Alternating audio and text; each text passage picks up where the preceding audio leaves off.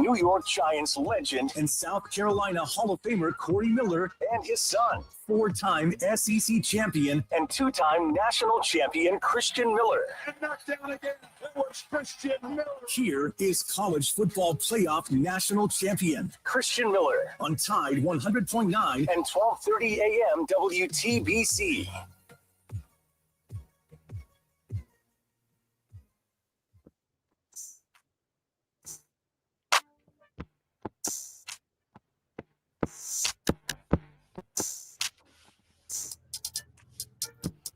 And welcome into this free-for-all Friday edition of the Miller's Edge, Tide 100.9, 1230 WTBC.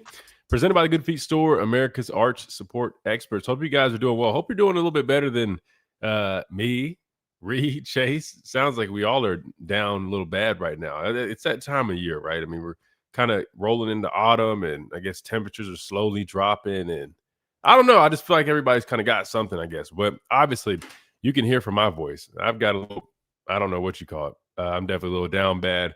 And then just talking to Reed and Chase, sounds like they are too. But I told them, hey, you can't blame it on me. This time you can't catch it over the internet or through my microphone. So it wasn't me. It just sounds like something just kind of going around. But I hope you guys are feeling better than we are right now. But good news is, man, we're here. We're ready to rock and roll. We're going to give you guys an exciting 2 hours, we hope, and definitely going to be talking about this Alabama-Missouri matchup, some other things. We got plenty of time. It's a free-for-all Friday. We're going to hang out, have fun. And I see everybody rolling in the chat. So good to hear from you guys again. Yesterday, we did not go live here. I just did radio, and we had to play a bunch of stuff because, I mean, my voice was just not hardly there. Still isn't. But I said, you know what, man? I know our Miller's Edge folks want us here and doing the show, getting them ready for the game tomorrow. So I said, hey, man, screw it. We're going to knock it out. And so that's what we're doing. And wow, I'm reading Superfly's chat. He said, bro, I just got sick. Listen to you. Hey, listen, man. Listen. Hey, I know I sound bad. I'm nasally congested. Hey, I made some gumbo yesterday, right? Hoping that's going to help out big time with the sinuses at least. Lemon honey. Been making a lot of lemon honey tea. That's been pretty helpful, but I don't know. Still haven't chewed on any garlic. Like somebody, I can't remember who mentioned that. I heard that one time. I'm still not trying that. But anyway, you guys in the chat, I asked Chase yesterday, you guys in the chat, if you guys have any home remedies, man, to help kind of clear up some congestion. I'm always down to try some, I don't know, some natural at-home stuff. That's always, I don't know, interesting to experiment with, I guess. That being said, obviously we got the game tomorrow. Alabama traveling to Columbia, Missouri. They'll probably take off very soon because it is an early game. Typically, you probably end up leaving a little bit early. So they'll be out of here in not very long, flying over to Columbia and getting ready to rock and roll there. So obviously we're excited about that. We're going to break it down. But a couple other things, a couple other games, right? You got Georgia playing Auburn. I think that's always an interesting game. I don't see Auburn getting the job done, but maybe we can take a look at that a little bit later as well, and some of the other games that they do have going on. But there's a couple other things that popped up. I just want to hit in this first segment while we got some time on this free-for-all Friday. I know me and Reed were talking about this, and it kind of fits the narrative, right? And I don't know, maybe you guys know better than I do because our listeners, I think y'all know by now. If you guys ask me about a recruit, I'm more than happy to look at the tape and give you my thoughts. I'm happy to give you guys, like, if there's like a big commit update or something like that, I'll do that for you guys. But I don't follow recruiting a whole bunch. I just don't, man. It's not because of the new day and age. I just never really have like kept up with the whole bunch. That being said, though, I've been seeing recently they're doing this thing now where like they're putting out posts. I think they're doing it with Yay Alabama, where it's like so and so has shut down his recruitment.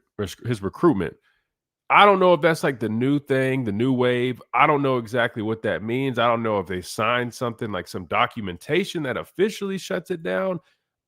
I don't know.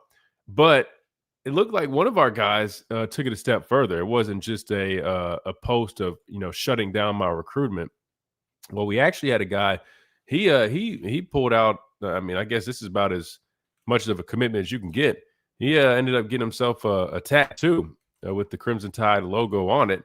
And if that doesn't tell you he's committed to Alabama, I don't know what does. But I guess I should stop myself because I also know there was a guy that I played with that ended up getting a tattoo of another university, but he ended up coming here, of course, and that was none other than Reuben Foster, which I'm sure you guys already heard that story. But if you hadn't, Ruben was I believe, did Ruben ever commit to Auburn? I don't remember if he ever committed there, but I know he was going to Auburn High School. He played with Rashawn Evans, but he definitely was, leaning, towards Auburn, Alabama, going back and forth. He ended up getting that Auburn tattoo, and you guys know the rest of the story, right? He obviously ended up playing here, Butkus Award winner, all that stuff, being one of the most dominant players here, but he still's got that Auburn tattoo on his forearm. So I jokingly say, I mean, if you're worried about Sedarius Morgan, you probably don't have too much longer, I guess, with the new tattoo. I'm trying to see if I can pull it up on Twitter here. That way you guys on the stream can see it. But at the same time, Ruben does have an Auburn tattoo, and I guess that's something to consider. Anyway, I just thought that was interesting. But looked like it was a pretty nice tattoo. Reed, what'd you think of it? I mean, because I know you mentioned it, so I'm assuming you saw it, right? It was a little video. I'm trying to pull it up now, right? Yeah, no, it's good. It's You got any not just- tattoos, Reed? Let me ask you that first. I do not. I do not now. Do you want a Bama tattoo? See, maybe later down the road in life, but I Yeah. think it looks really good. Not just the fact that it's just the Bama logo, but he kind of fits it in with this like the whole intersections thing. I think it looks really good. Yeah, it's not bad for sure. He's got okay. So the intersection stuff, I'm assuming that's where he's from. 280, right? You got the Alabama logo here. Dream Chasers, I feel like that's a common theme. Interstate 20. You got the I don't know what those things are called. They're like the figures, but they're really expensive. If you guys can see the thing that looks like it's got its hands over its eyes. I don't know what Chase. You might know that, or maybe Reed. Now y'all might know better than I do. I just know I've seen people with those like they're like figures that you can buy. They're really expensive. Anyway, not bad though. I've seen them, but I have no idea on the name of them. Yeah, it might be some type of artwork. Yeah, not bad though. I mean, if I'm being completely transparent, I mean, as much money as these guys are getting, I probably could have gone to somebody with a little bit neater work. But hey, man, you know what's funny? That is a common theme. I feel like I feel like people with a lot of money, they typically it's a common theme. They don't spend a whole bunch on their tattoos. Nowadays, I guess it is a little bit different though, because you do have the new where the guys go under like anesthesia, right? I don't know if you guys have seen those videos, but they go under anesthesia and they go to sleep and just get like their whole body done. It's kind of the new wave. Anyway, pretty solid tattoo though. But anyway, yeah, I guess he's locked in there. That's his way of showing that he's 100% committed. All right. That being said, there's one other thing I wanted to hit real quick that was really, I mean, it's kind of, I wouldn't say necessarily heartwarming. It's kind of sad, I guess, but at the same time, it's kind of cool to see how much this place means to him. I don't know if you guys noticed, but former defensive lineman Jesse Williams was here last weekend for the game, and I know he was in town because he was dealing with some stuff. And I heard just as recently, man, he suffered a heart attack, and he's only 34, man. And if you guys remember, he also had dealt with cancer while he was, I think, with the Seahawks, as a matter of fact. And I think that was one of the main reasons he ended up retiring from the NFL. But talk about, a guy just, persevering through so many different, battles in his life. I mean, the article here talks about him being here in 2011 with the tornado, right? Then going on and battling cancer while he was, in the NFL, then now a heart attack at age 34. But the reason I brought this up, number one, obviously keep him and his family in y'all's prayers, man. Obviously, you definitely could use it. A great guy, by the way. I mean, a dude, talking about a big physical specimen. I mean, he's covered his tattoos from Australia. I mean, you'd probably be scared if you saw him, walking around me because the dude's, he's a scary dude, right? But he's one of the nicest people you can meet, bro. I mean, he's so down to earth, so down. But anyway, I wanted to bring this up for that. But also, it was interesting, man. He actually he's not only here just to come back to Tuscaloosa and experience, Tuscaloosa game days, but he actually was reaching out because he, has so much trust in, former, training staff member Ginger Gilmore, but also Jeff Allen, that he wanted to, take their advice and get them to help him out with some of the health battles that he's dealing with. So I just thought that was really cool. And I wanted to bring that up because obviously if that doesn't tell you about what was built here, right? Like during Coach Saban's time and just like the trust level. Because I can vouch for it. Jeff Allen, Ginger, Jeremy, I trust them with anything, right? Just to see that, he's coming back here from Australia and he's seeking their advice. I mean, that says something, man. That obviously says something. But also just wanted to point that out. So if you guys have it, man, say a prayer for him. Obviously, man, Jesse's had a lot going on, and he continues to battle. But there he is right there, man. Dude's a beast on the field, too. He's a dog up front. But, yeah, man, say a prayer for him if you haven't. That being said, let's go ahead and hit our first timeout. When we come back, we keep on rolling. We'll talk a little bit about this Missouri-Alabama game. We'll go to some videos. I know Greg McElroy did a really nice job with his breakdown, talking about this matchup. We'll probably give that a listen. That way we can respond to it. And per usual, Fridays we will be taking predictions. We'll save that for later if you guys can. I mean, if you got to get out of here, do something, you can drop it. But I'll try to save that for hour number 2 because I'll give mine. I'll give my more, I guess, polished breakdown on everything. Even though we broke this game down for 3 days at least, I'll give you guys my final review on that and all that good stuff in a little bit. But first, we'll hear from former Alabama quarterback Greg McElroy discuss it, and then we'll respond right here on the Miller's Edge, Tide 100.9, 1230. WTBC, presented by the Good Feet Store, America's Arch Sport Experts. We'll be right back.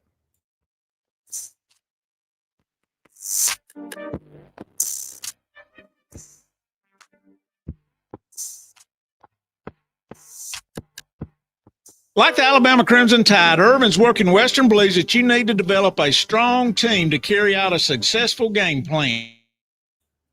All right, who we got in here? Let's see. I'm going to try not to talk too much because I'm trying to preserve my voice a little bit. But Superfly, what's up? LK, what's going on? Put another W behind this. Dang, so you feeling it, brother? I think it's gonna be. It could be definitely be a close one, man. Jake, Roll Tide, big win tomorrow. How's everyone doing? Hope you feel. Hey, thanks, brother. I appreciate it, man. We're getting there. Excuse me. We're getting there more or less. Not quite, but we're going to keep saying that.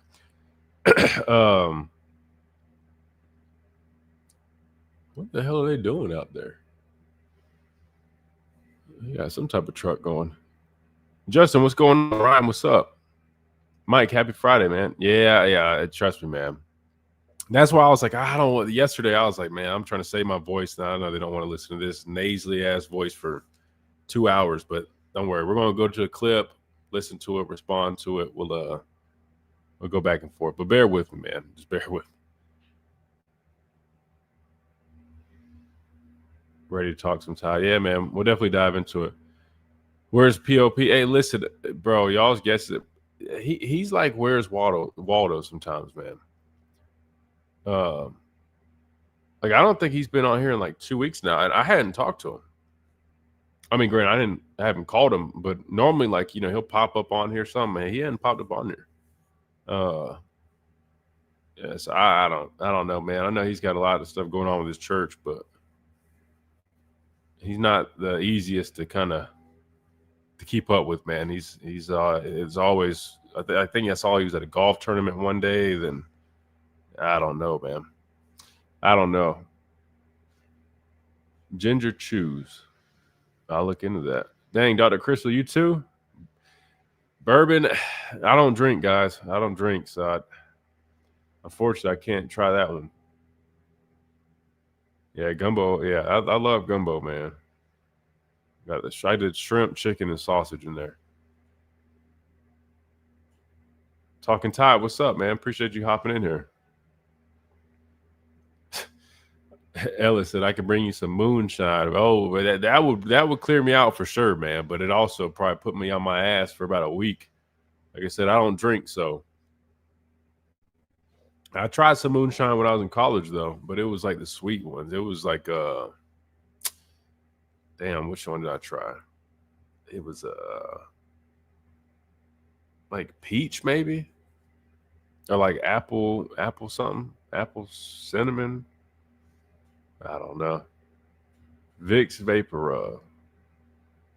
Nose, throat, upper chest. Okay, I'll try that. I appreciate that.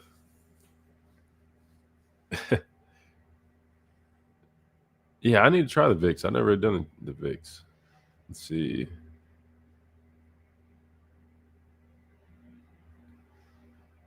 When Bama's playing so many freshmen, do you think that the way college football is today, it helps them keep these young men at Bama? Absolutely. 100%. Yeah, even like the way they rotate. I mean, like honestly, I mean, it's crazy. We went from being a place where it was like, oh, you weren't going to play, to now it's like I feel like we play. Oh yeah, no worries, Reed. I'm gonna play that video. Don't worry, I'll play it from my end. I appreciate you, bro.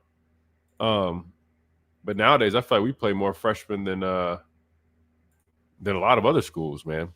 It's almost like if you want to play early, shoot, come to Bama. Now, even just think about this. I mean, shoot, Jackson Lloyd played some during. Could just go to the doctor. I mean, to get in college they give you a shot in your ass and then you literally start feeling a little bit better. But other than that, I mean, bro, normally stuff like this, I mean, what's the doctor going to give you that's just going to magically make you feel better? Maybe you know something I don't. Crystal, what's up?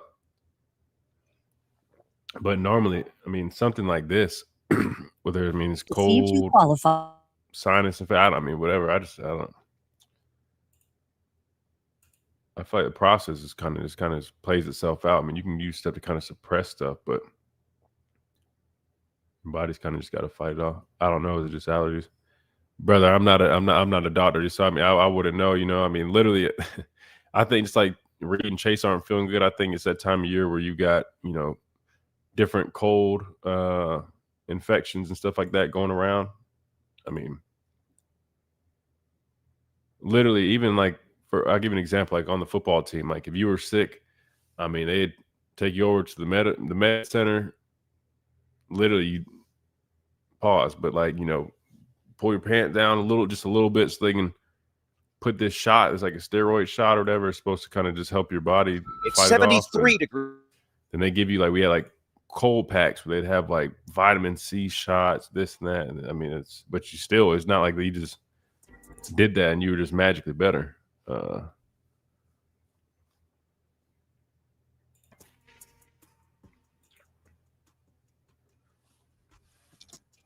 And welcome back into this free-for-all Friday edition of the Miller's Edge, Tide 100.9, 1230 WTBC.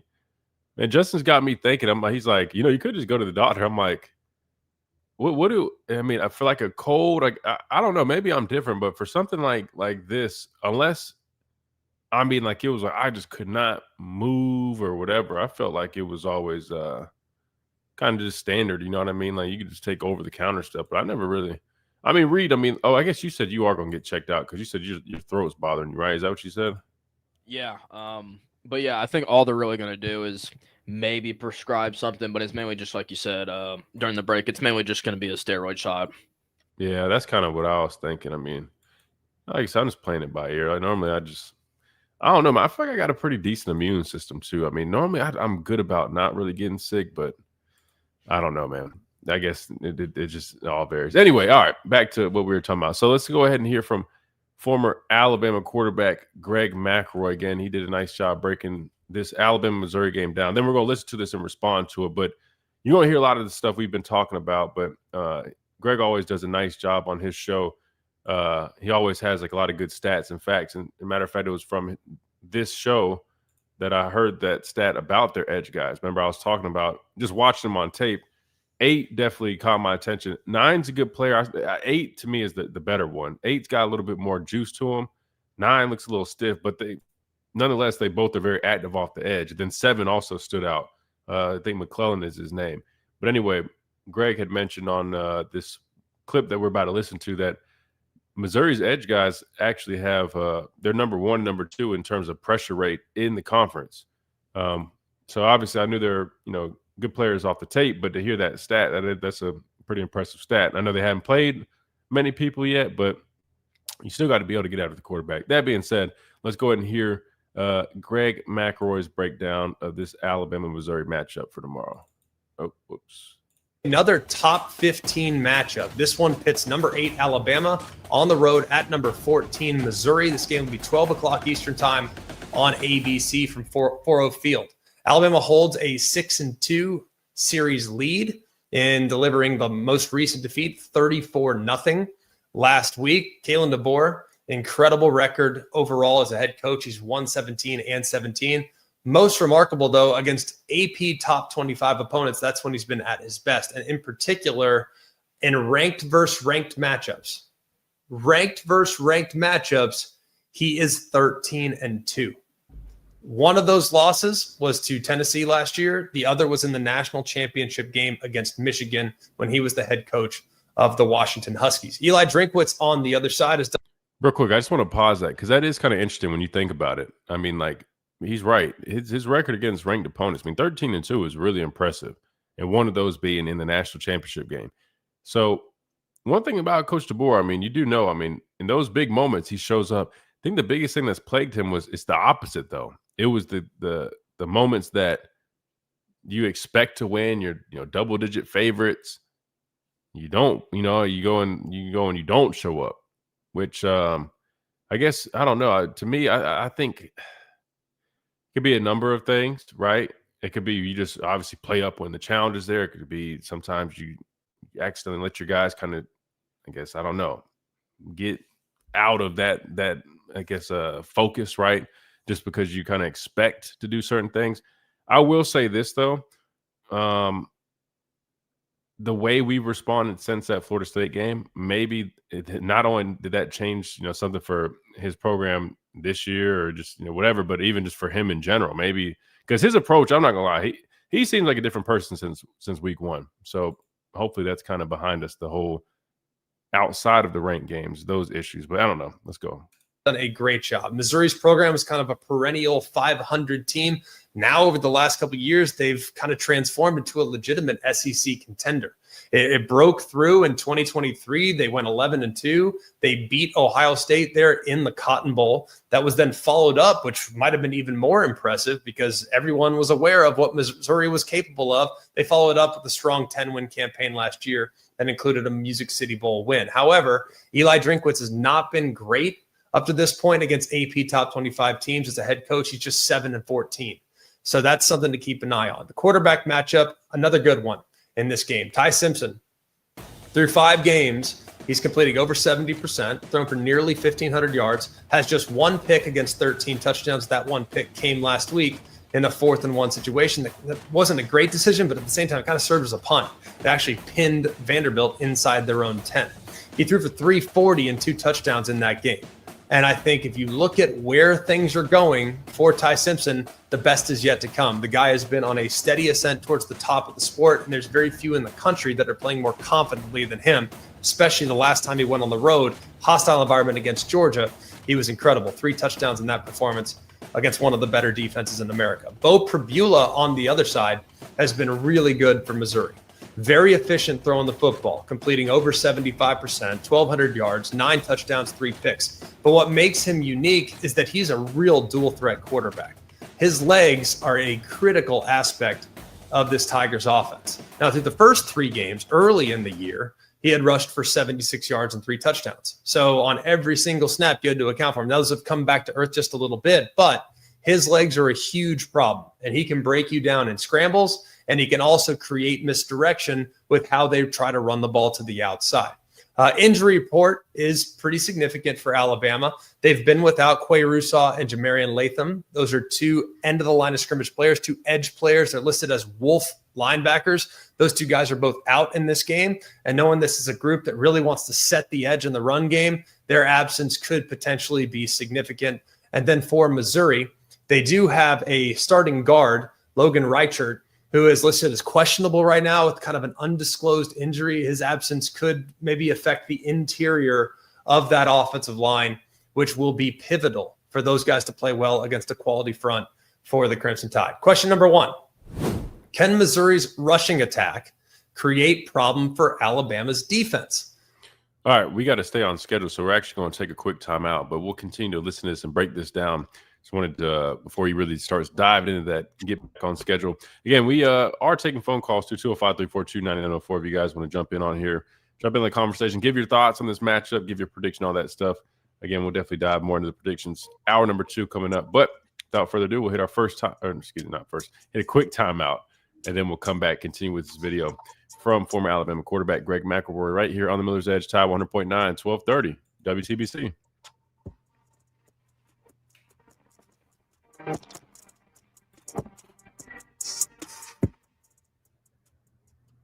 Do you have cracks? All right, good deal. Let me just... Can Missouri's offensive line, which will be pivotal for those guys to play well against a quality front for the Crimson Tide. Question. All right, so we'll just start back from there. For the Crimson Tide. All right, cool. Let's see. Thank you, Julian. I appreciate that. Yeah, thank you so much. Nothing but respect to Alabama. I swear we've been having folks from Missouri find their ways in the chat recently. It's pretty cool. Definitely pretty cool. Let's see.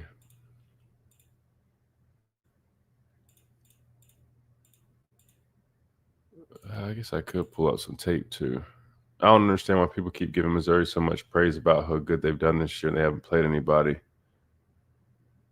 Well, I mean, again, man, I think you just got to understand, at least from my perspective, Justin, like you can only go off of what they've put out there, right? And just like Greg will get to it in a second, like that is a question mark. I mean, people don't just turn a blind eye to it. I mean, people understand that, but you can't necessarily just penalize them immediately. And then also when you watch the tape, I mean, there are things that they do well. For example, like I know it's easy to say, oh, well, they haven't played anybody.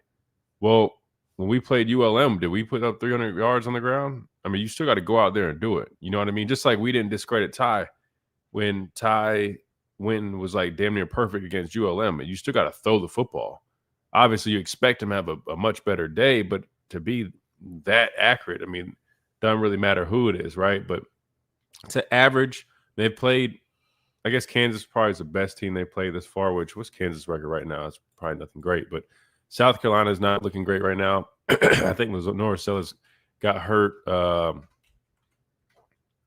earlier in the game. I can't remember. It was like second quarter maybe. What I'm getting at is people understand that it's not everything, right? Just their record. Like at least I haven't seen that. Most people I've watched and have seen that everybody acknowledges that their strength of schedule is not anything, to run home about. But it's more of the number one, the tape, but two, when you look at stuff like averaging 300 yards rushing, I mean, I don't care. I mean, even if you're 109th, I mean, that's still an impressive running game. Their guys up front, I mean, they're good players, right? Now we'll know and get up to 30% how off. good That's tomorrow. I Lee agree. I mean, I think they'll come at the reality a little bit when they play us for sure, but I still think, I mean, bro, they're still going to probably be able to run the football pretty decent on us. I mean, they got good players.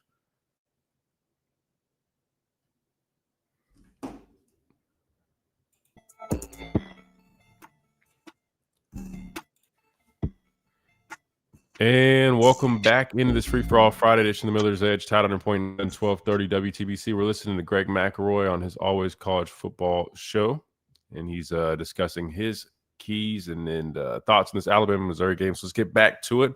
He's about to start with his keys. Here's key number one. Question number one. Can Missouri's rushing attack create problem for Alabama's defense? Definitely the biggest matchup of the game. Missouri's offense is built around trying to create a physical, punishing ground game that does a really good job of forcing the defense to play horizontally.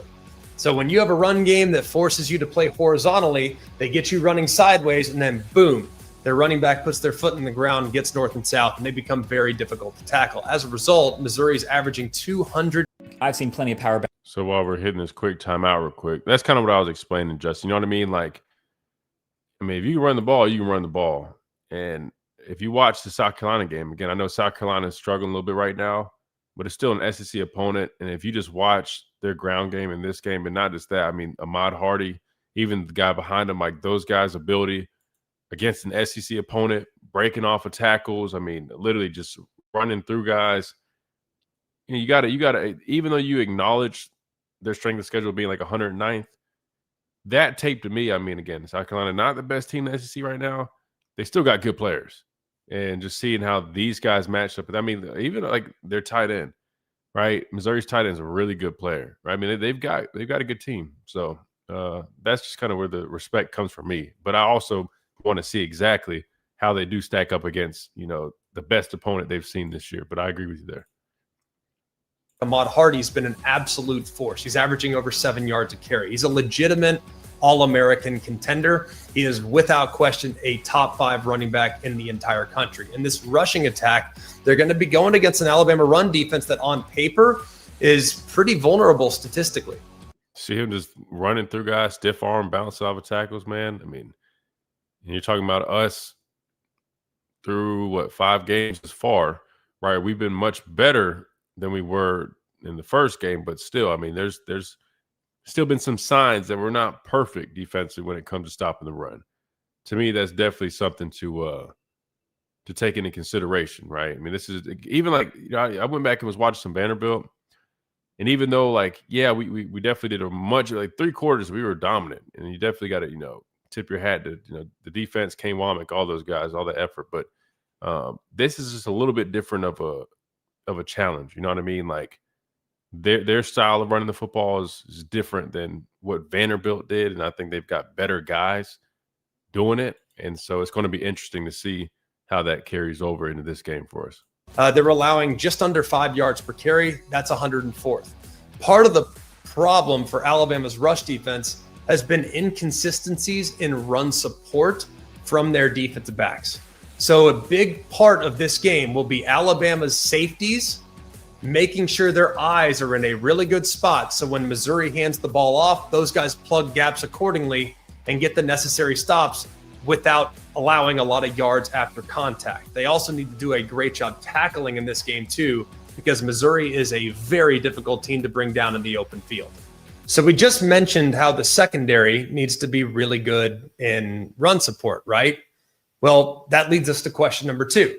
If Alabama's secondary is super committed to stopping the run, can Missouri's wide receivers win those perimeter matchups? So Kevin Coleman is their go-to guy. He's mostly a catch and run guy, really good. You get him the ball, he does special things with it. He's got 39 catches for 386 yards, but just 1 touchdown, but he's really, really good. The guy to watch in this game is probably Marquise Johnson. He's the big play threat. So off play action, those safeties get nosy. Marquise Johnson's the guy you got to keep an eye on.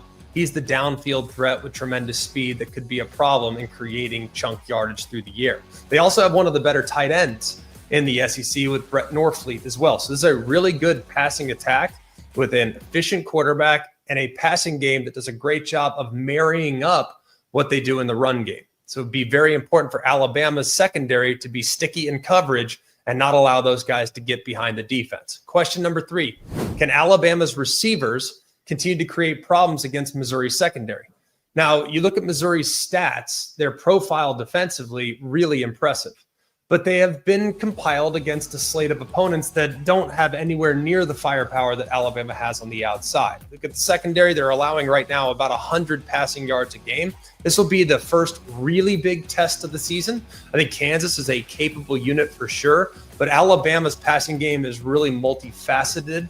They also have explosiveness, and they have a lot of variety with the personnel that they have. Their wide receiver, Jeremy Bernard, he is a guy that can do so many things with the ball. You can hand it to him. You can throw it to him short. You can throw it to him deep. You can throw it to him on the underneath. You can get him in catch and run situations. You got 5 touchdowns. But this is a really good group kind of across the board. Ryan Williams, he has been plagued by a few drops, but he's a playmaker and remains a threat on every single offensive snap. His ability to separate is unique, and he always can create big plays in a moment's notice. You also have the length that you have to account for with Isaiah Horton, who's at 6'3" and change, 6'4".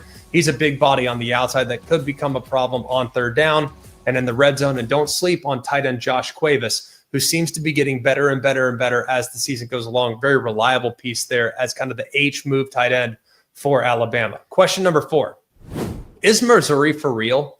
That's the big question. I watch this team and I am super bullish on what I've seen from Missouri up to this point, man. They look great. I think they look really good running the football. I think they are tenacious on the defensive side. I think they do a really good job of knowing who they are on the defensive side. They stay very committed to what they are offensively. This is a well-coached football team with really good personnel. And the numbers completely support this team being elite, especially on third down. But you also have to take into account who have they played up to this point. That's a real question. But if you look at the numbers, let's just start with the numbers specifically. Remove the level of competition. They're averaging over 45 points a game. That's 7th. 550 yards a game. That's 4th. 300 rushing yards a game nearly. That's 3rd. And they convert nearly 62% of their third downs. It's number 1 in college football. That's on offense. Well, what about defense? Right now, they're 2nd in total defense. They're number 1 in rush defense. They're number 3 in third down conversions allowed. But here's the problem. They've played the 109th ranked strength of schedule. So are these numbers very much legit or are they inflated? There's really no way of knowing right now. And I think you could even ask Eli Drinkwitz, or you could ask someone else that has played against Missouri, and I'm sure they're tipping their cap to just how good this team is, but none of us really know. Meanwhile, Alabama on the other side has played against Florida State. They've gone to Georgia, and they've beaten a really good 5-1 Vanderbilt team that's currently ranked in the top 25. I'm taking Alabama, and it's because they're battle tested. I would, however, take the points here. This number is around 3.5 or so, 3 in some places, 4 in some places. Probably take the points. I think it's going to be a very close one there in Como. This might be Alabama's toughest test of the entire season, especially when you take into account the 2 teams they've faced the last 2 weeks and going on the road to Georgia, coming back and playing against a quality Vanderbilt team at home, and now having to go on the road again against a top 15 outfit in the Missouri Tigers. I'll take the Tide, but I think it'll be close. All right, so you have it. You got Greg McElroy taking Alabama. He said he wouldn't do the points, though, which means, I mean, he thinks it's really going to be down to the wire. At least that's how I read that. Again, I'm not an expert when it comes to betting. That being said, I mean, I pretty much agree with him when it comes to all those questions like he mentioned. I mean, obviously, everybody knows, first and foremost, when you look at this matchup, stopping the run, you got to be able to stop the run. He hit all the numbers. I mean, almost 300 yards on the ground, averaging that. I don't care who you're playing. I mean, you obviously can run the football. And then you watch the tape, you understand why they're able to do it so well. Number 2, he mentioned it. I mean, people don't talk about it as much, but their quarterback's playing some solid football. He's efficient. Now, I will say, and he didn't mention this, but they've shown the ability of putting the ball on the ground, right? Both with fumbles and, a couple interceptions, 3 interceptions by their quarterback. So I do think there will be some opportunities for our defense, especially the way that we play, to be able to capitalize on that in this game, especially if you can if you can find a way to stop the run and make them throw the football, right? I definitely think that puts them in a position, kind of like how you saw Vanderbilt last week. To me, I felt like what helped us out so much was that when we stopped the run against Vanderbilt, it got them all out of sorts. And even though they have been throwing the football a lot better recently, they still don't want to only be one-dimensional and only do that. You could just tell it threw them off their game. And I think if you could do that in this matchup, you have a real good chance of having success, because even though they're very efficient offensively, really around the board, they're great running the football, then pretty damn solid as well throwing it. I think taking that running game away from them would kind of have them in, a situation where they're just kind of out of sorts.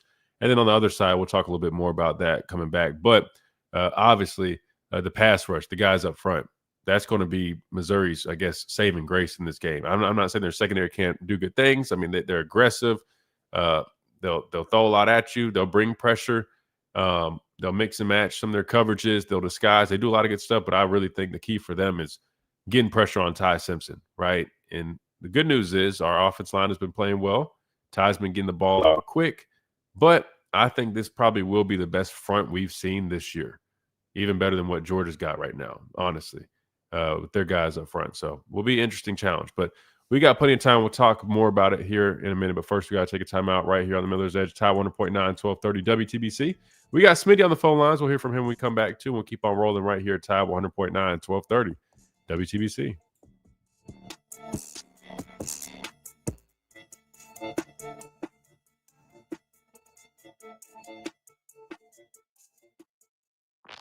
Coming up on the game. All right, let's see. Bama's definitely battle tested. Absolutely. Yeah, and that's the good thing about going into this game, right? I mean, we've been battle tested on the road, 2 back-to-back ranked wins, right? But I definitely think this will definitely be it'll be a good game for sure.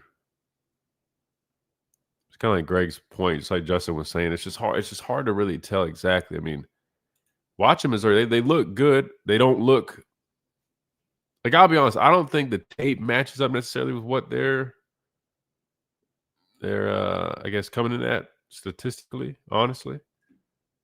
Exactly. It's like, how do I explain it? Like, I'm not saying it sounds like I'm contradicting myself. I'm not. Like, they look good, but like all those stats that he just read off about, I don't watch them and think like, oh, they look just like that. For example, like when the teams I was on, we would be ranked 1, 3, 4, whatever, all these categories. Like when you turn on the tape, it was like, yeah, they definitely, there's a reason why.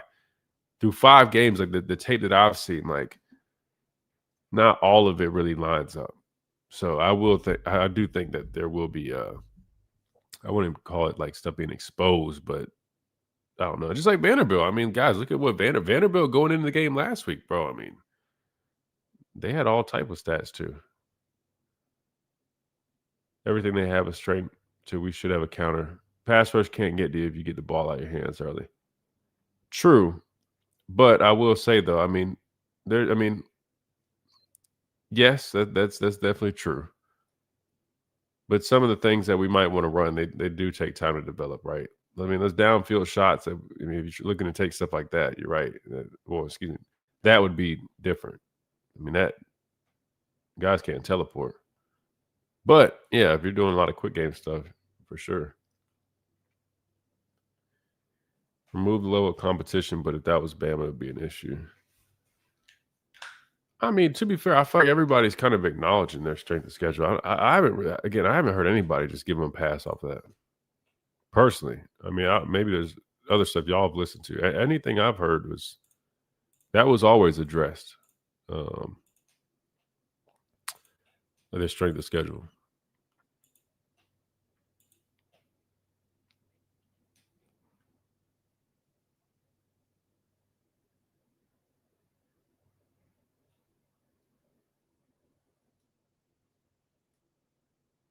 Let's see.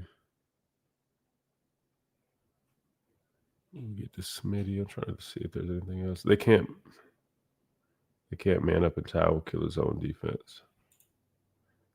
Yeah, Ty will pick apart his own, but again, when we have time, I mean, you see the difference when there's pressure, man. I mean, and again, we've been solid picking that up. I'm just trying to remind you guys that like we're going to get to a point, guys. Like I know, like last few weeks, things have been like.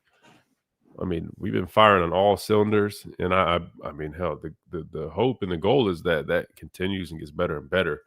But I also just know how this game works, man. And there's going to come a time, like I just don't want people having this false sense of like all this stuff is just like perfect all of a sudden, like we can't be messed with. Does that make sense? Because I feel like I'm starting to sense some of that from some of our fans. I'm like, wait, guys, we got to slow back down.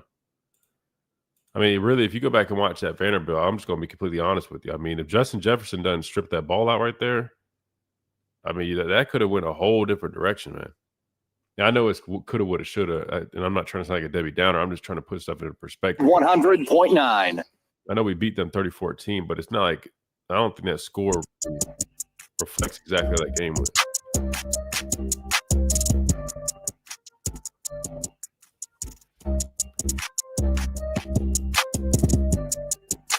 And welcome back into this free-for-all Friday edition of the Miller's Edge, tied 100.9, 1230 WTBC, presented by the Good Feet Store, America's arch support experts. All right, let's go to the phone lines. We just heard from Greg McElroy on Always College Football. He gave his questions, keys, and his prediction. He's going Alabama, but in a really close one because he said he would, whatever the way he worded it with the points thing, basically saying, yeah, it sounds like, let me get this straight, Reed. If I heard this right, that meant like, he takes Bama to win, but if he said he's not taking the points, doesn't that mean like he feels like it's going to be less than a 3-point game? That's how I heard that. That's what he's saying. So if they say whoever's going to win is, I mean, that's just pretty straightforward. But then if he says he's got the points, then that just means whatever the line set, it's going to be cover. Yeah. But he said he's not taking us to cover, so that's like he's thinking we win by 1, 2, or 3 at the most. Yeah. But if he said so if he said we don't cover, then yeah, we win by 1, 2, but if you said we do, then we win by the 4 and above, Yeah. And I had it right. I just always want to make sure, because like I said, I'm still getting into the whole lines and betting stuff. I'm still figuring everything out again. Couldn't do it as a player. Had no experience with it, so it's all new. All right, let's go to the phone lines, 253-429-904. We got Smitty up first. Smitty, welcome in. Christian, how's it going? It's going, brother. How are you, man? Good. Looking for you on YouTube yesterday. I'm like, my guy went on load management like Kawhi Leonard, man. Come on. No, it ain't low management. I'm like, y'all probably can't stand my voice right now. I was like, bro, number one, I don't know if I can talk 2 hours. And then two, I'm like, they don't want to hear this nasally damn voice for 2 straight hours. But we're back, brother. I was like, I had to come through. I was like, it's a Friday, man. I got to make it happen. Yeah, because Kawhi wouldn't have shown up either. So that's what I'm saying. So, That's funny. About this game, though, I think what happens is it's like the national media, a lot of times can't listen to them because a lot of them can't get Florida State out of their heads for some reason. And God forbid a college football team improves after week 1. It seems like only college football where you can't improve. I think Missouri's a good team. We still don't know a lot about them because we haven't seen them against anyone who could realistically push back because we know South Carolina ain't lived up to the expectations. It's one thing when you don't have the expectations, and then when you have expectations and you didn't have the same squad as you did before, the year before, you get what I'm saying. Mm-hmm. I think with this team, I know they got a good front. I think some of these guys up front, like I said, the light has switched on Caden Proctor. I think Michael Carroll is really locking that down at the right side. And the way they run the offense for Alabama, it's about getting the ball out quick. Like Todd knowing where Cam's a good player. I don't know how dynamic he is, but he does so well with pass blocking, doing what he needs to do, being a great safety valve. But you just got to keep running and make that front think about it. Because if you don't make them think about it, they just pin their ears back. Yeah. No, 100%. That's why the running game is so important. That's why I was preaching it so heavy that you're right, man. When you become one-dimensional, everybody kind of knows what to expect. The secondary guys, they're not really having to bite on anything, right?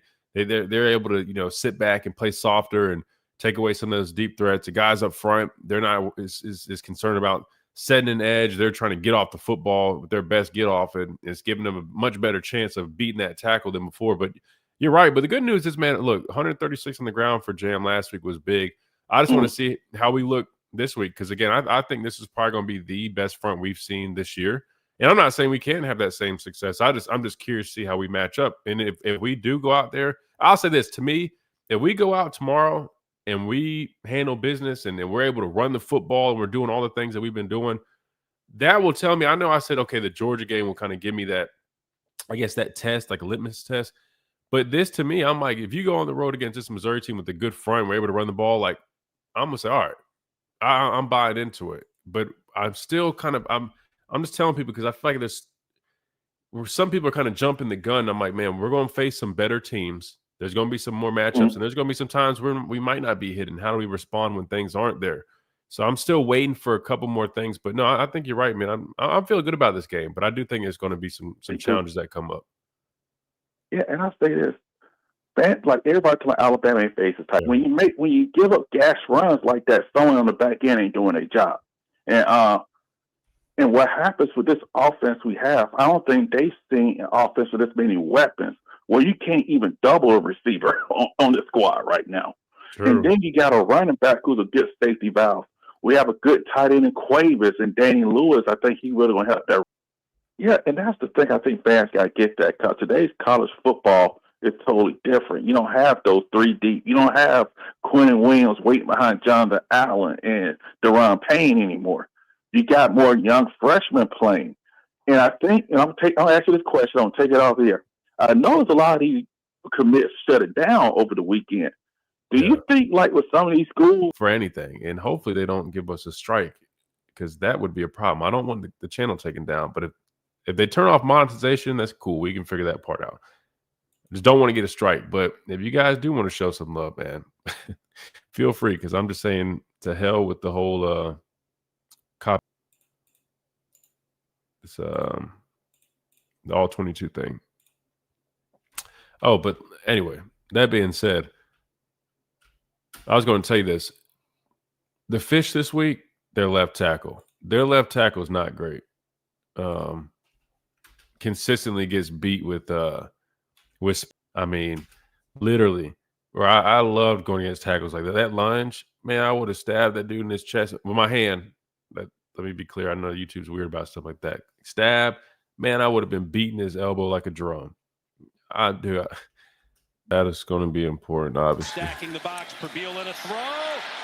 He's kind of like Ty, man. You know what I mean? Like, he's probably could consider him a dual threat for sure. Dude's definitely got running ability. In the pocket and takes off for the first down. Perbeil up pass. So you got to be smart with our rush lanes. Football playoff national champion Christian Miller on Tide 100.9 and 12:30 a.m. WTBC.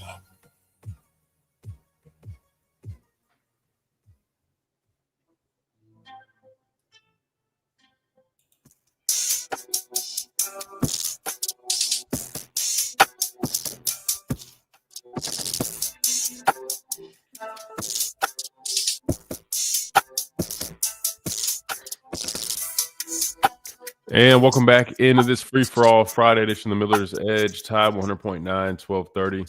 WTBC, presented by the Good Feet Store, America's Arch Support Experts. We've been listening to some other folks breaking some stuff down, and we're about to do that again. This time I want to go is Josh Payton, Cole Kublik. I think there was only like probably 3 or 4 minutes, so it won't be long, but they were discussing this matchup, and I want to go to that real quick, but just give me 2 seconds while I get it potted up. But I will say this, though, just watching that tape right there. Again, we got it pulled up on the stream if you guys haven't already. Check us out on YouTube at The Miller's Edge. You guys can watch us do the show live, completely free. Again, we just ask you just drop us a like, subscribe, all that good stuff. Also, need to tell you about our friends over at the Good Feet Store because, again, I told you about it when we spoke with Jonathan of the Good Feet Store this Wednesday.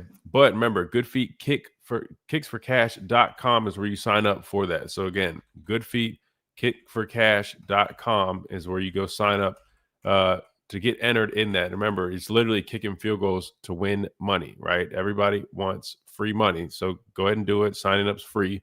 How it works, you got a 20-yard field goal.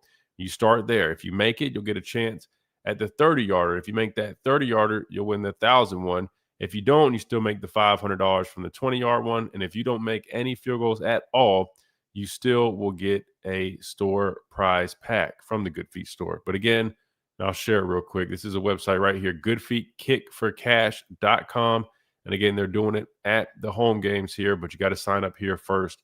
So make sure you guys do that. So you got it for the Tennessee game coming up next week and also for LSU as well. So check that out if you haven't already. And if you're just looking for something to help you out with all that pain you might be dealing with, foot pain, knee pain, back pain, go ahead and check out the Good Feet Store, Midtown Village here in Tuscaloosa, or your nearest location will be shown to you if you go to the website, regular website, goodfeet.com, and type in your zip code, all that good stuff. Again, that is the Good Feet Store, improving the quality of people's lives 2 feet at a time. We got some other games we'll dive into, but I want to continue talking about this Alabama-Missouri one while we got it pulled up. But remember, you still got the Red River shootout, right? I know some people say showdown, shootout. That's definitely going to be an interesting game. John Mateer allegedly will be back from his hand surgery, so will be interesting to see if Texas can, in fact, get back on track. They just suffered a loss in the swamp to Florida. They've got 2 on the year already after falling to Ohio State to kick things off. A lot of people a little concerned with Sarkisian, Arch Manning. That group is just not looking like what a lot of people thought. And I'd argue they might be able to survive one more loss, but it's not a guarantee. And they're going against a rival and a good football team, Oklahoma. So that's going to be an interesting game to watch. But we'll talk about that in a little bit. Let's keep on with the theme of Alabama, Missouri. Here is Josh Payton, Cole Kublik giving them their thoughts.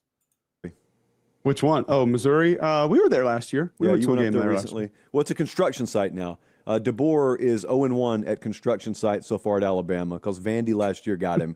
So he's looking to avoid going 0-2 at construction sites. I had someone ask me with a dead serious face this morning on a certain network program, should Alabama be on upset alert here?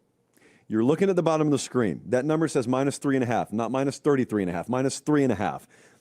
Not only are they on upset alert, it's not an upset, ladies and gentlemen, if Missouri just, has the audacity to win a game at home here. are a pretty good team. I think my questions all week, I want to get your read on this. My questions all week have been more along the lines of what's the scalability of these different stat profiles for them once they play really, really legitimate competition.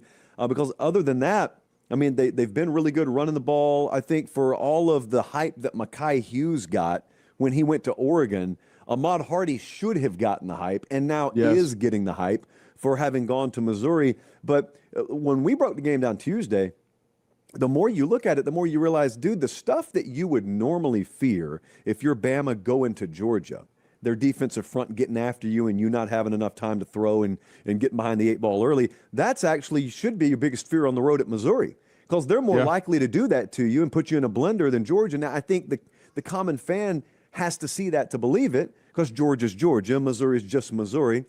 And so, hey, really quick timeout. We'll get right back to the video. Doing kind of here by the slimmest of margins. But if we were on a debate stage and it was my job to make a case for Missouri, I could really, really easily talk myself into a Missouri win here. And I could talk myself into seeing this game script, especially if Missouri starts hot, taking on the same kind of feel as Alabama FSU did, where you're just in catch-up mode all day. And so all this goodwill and these good vibes you got about Jam Miller running the ball better and, oh, man, we're not penalized as much anymore.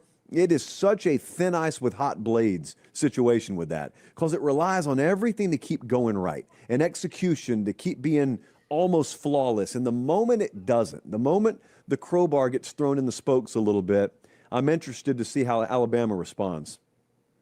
Well, some of those things that you mentioned in the past, be it Alabama or Georgia, I think they're probably the only 2 teams in our lifetimes that we can use these examples for. It was overwhelming blunt force trauma, and there was just nothing you could do about it. And that I don't think that exists really with any team in college football right now. Ohio State's offensive line is probably the close I've seen to it of just being able to do things to you that you cannot have an answer for unless you can physically match up to it.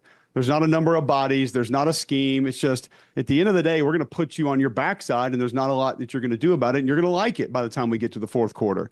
That's not this Alabama football team. Georgia not going to be that way this year either. So I don't think Missouri having to fear that is going to have to go in some shell of themselves and not be able to run their offense or run their defense and not have a chance to win this football game. I'm with you. I could sit here and convince myself and you that Missouri is going to win. I think there's a really good chance Missouri wins this football game.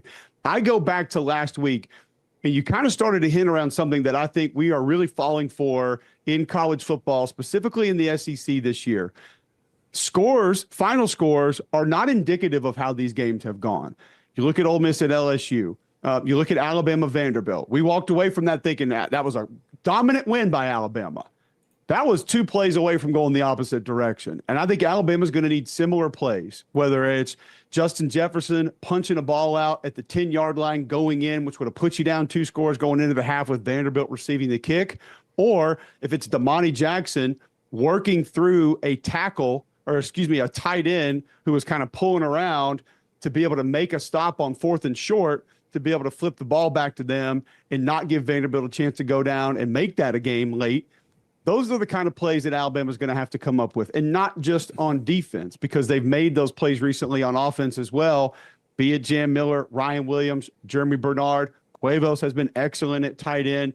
But Missouri will match Alabama physically in this game, and the stretch play is a booger bear. That thing is hell on wheels to defend, and Kirby Moore is going to give you every formation, every motion, every splitter, everything that you can possibly imagine coming with it. The eyes of the Alabama defense decide this game, because I think Bo Perbula at times moves the football. I think Missouri gets an explosive play or two, either from he or Ahmad Hardy. I think Alabama gets an explosive play or two in this game because the Missouri defense is very aggressive. I mean, they have a safety, number one, that wants to knock your helmet off every game. Marvin Burks wants to try to ruin you. It's what he does. It's who he is. I absolutely love it. But don't think for a second that this defensive line can't get after you. I mean, Chris McClellan, Zion Young, they understand how the physicality is supposed to work up front in this league.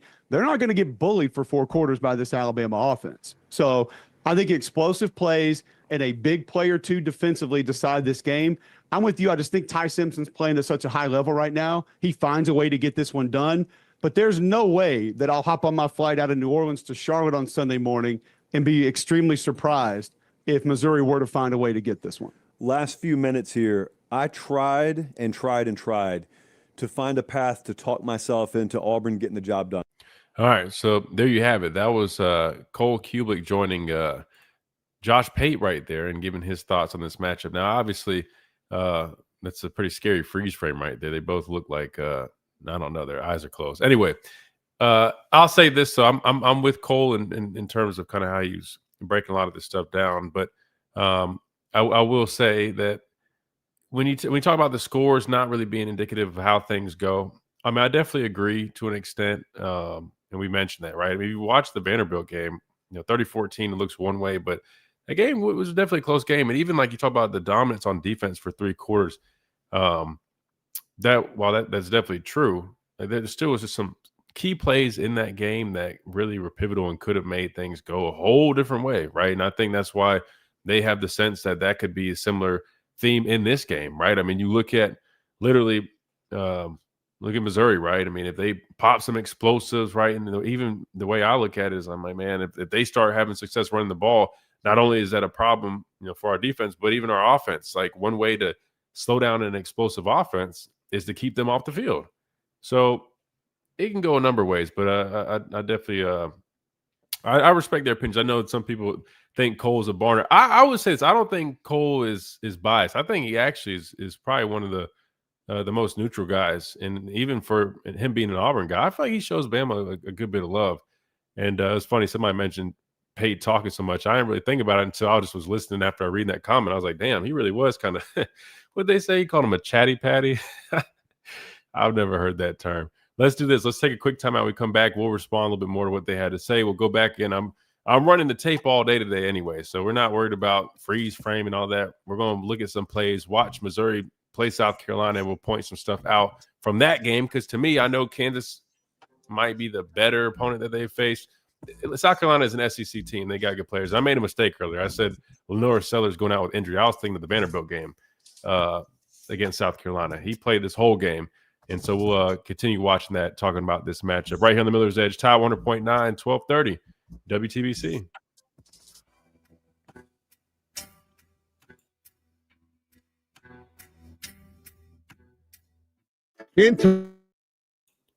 Oh, dang. I had the other tab pulled up. Dang, I appreciate you guys, man. Superfly with the super chat. Phil with the super chat. Justin with the super chat.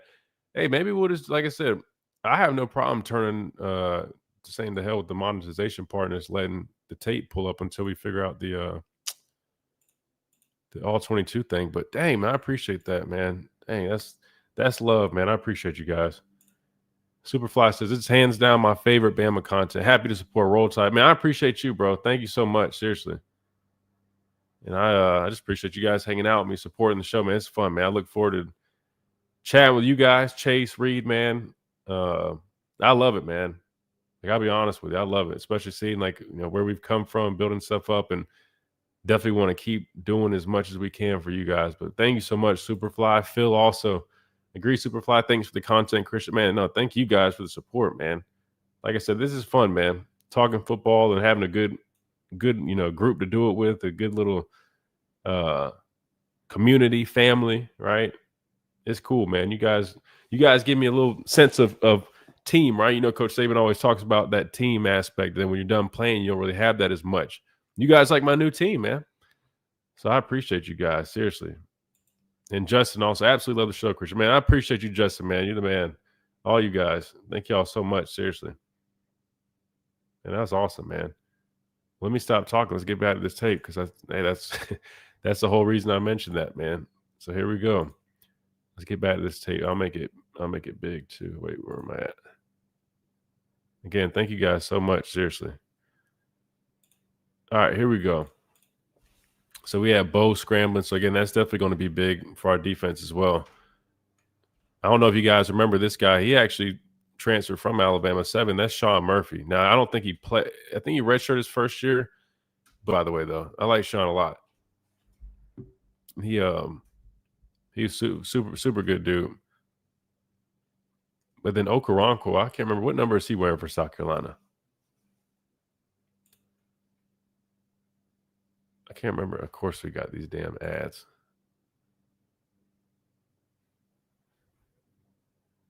Oh, I appreciate that, Dwight. Yeah, I know people with I'll be honest, like I have I could get it on like an iPad, right? I mean, because I know a bunch of coaches. The problem is I'm trying to get it to where I share it on the screen like on my computer. Does that make sense? Um, but I promise I'll keep working on that because then we could really once we get that, guys. I mean, I'll just do like actual videos outside of like the radio show, just breaking stuff down because I love doing that. I love breaking tape down. You see again, common theme. What I tell you guys about the left tackle, man, he's a fish, right? You see him getting beat again. Yanze should have I mean, they should work Yanze on him as much as they can.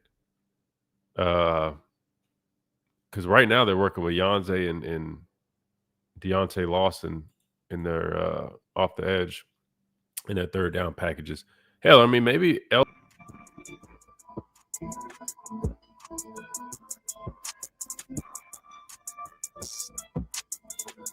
and welcome back into this free-for-all Friday edition of the Miller's Edge, Tide 100.9, 1230 WTBC, presented by the Good Feet Store, America's Arch Support Experts. We're taking the what do you call it, the reins off, man, on the YouTube stream. We're letting it roll. We're letting the tape roll, man.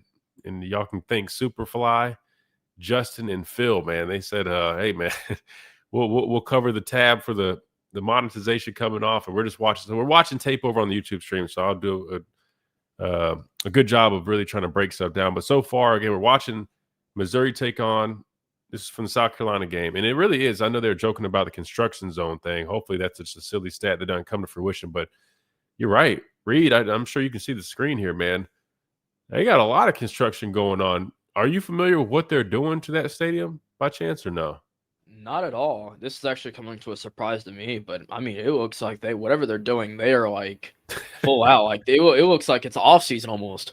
Yeah, I know. I was really shocked when I first saw the tape. I was like, dang, like I feel like Vanderbilt was under construction, but you're right. I mean, that looks like it's in like early stages, but I don't know, man. They definitely are doing something. But other things that we pointed out during the break, just some notes on some of their personnel. Tight end, right? He's a good player. Definitely got to count for him. I thought we did a good job last week with Vanderbilt's tight end, who going into that game was their top target. And I'm just going to be completely transparent with you. I was curious to see how that was going to look in terms of us matching up on him. But he definitely got his targets, but he wasn't even the top target from last week. He ended up being one of their receivers. So I thought we did a pretty good job, but it'll be important in this game as well. We all always talk about, and you guys have heard my dad say it, tight ends are like a quarterback's best friend. Hell, Ty even just said it when he was talking about Cuevas. Like they're like a security blanket. So, Missouri having a good tight end, that's definitely something to consider. But what really has stood out to me so far from where we're at watching this tape, again, left tackle, right? As an edge guy, we always used to look for the fish amongst the offensive line. We always used to look for the weak links. And we would literally install game plan trying to attack those weaknesses, right? So if the left tackle was bad, we might put in some load fronts, right, to that side, our defensive right, trying to really stress that guy, right, or try to get matchups, make sure our speed rushers are on that side. Like this guy, their left tackle struggles with speed. You heard it here first. I would not be shocked if Yanze has, some big plays rushing off that right side, our defensive right from their left tackle. Now they've shown that they'll keep their backs in the chip to help him out because he obviously is a liability. But if Yanze does get some one-on-ones, man, he's definitely the type of guy that could really put some stress on that guy, and I think that could be important. Now, obviously, you got to earn the right to rush. We got to stop the run first, but I would be on the lookout for that during this game. You guys want to look out for a matchup, watch their left tackle, and see how he does against our edge guys. I'm trying to think of what else that we've seen so far. Obviously, the back's abilities, right? We've seen it in some clips, and you'll see it more as we continue, through the tape. I mean, again, you hear the stats, but I just wanted you guys to make sure you actually are seeing what we're talking about. Like, I'm not just saying, oh, they got one of the top backs in the country. Oh, well, he rushes for this. I want you guys to see with your own eyes. I mean, it's not like, oh, he's just cutting and running and he's breaking off a 30, 40-yard run. I mean, a lot of the times, this guy's, talking about yards after contact, man. Bouncing off of defenders like that one run, Sean Murphy, former Alabama linebacker. You definitely can't arm tackle in this game. Like one thing as a defense, I would be putting an emphasis on like tackling, man, fundamental tackling, right? Like literally wrapping up, driving through contact. These backs, not even just Hardy, but 20 as well, they'll run through arm tackles. They don't just go down off of just hitting the first guy. I mean, so pursuit and fundamental tackling will be huge throughout this game as well. And yeah, there'll be some more stuff. We'll talk about the offense, but now we got the defense here pulled up in here. Lenoris, man, he made some plays through the air. There's a couple throws he had. One came, I mean, a beautiful shot. He just dropped the ball in the basket. But I think you'll see there are some opportunities in the passing game. And here's a play right here.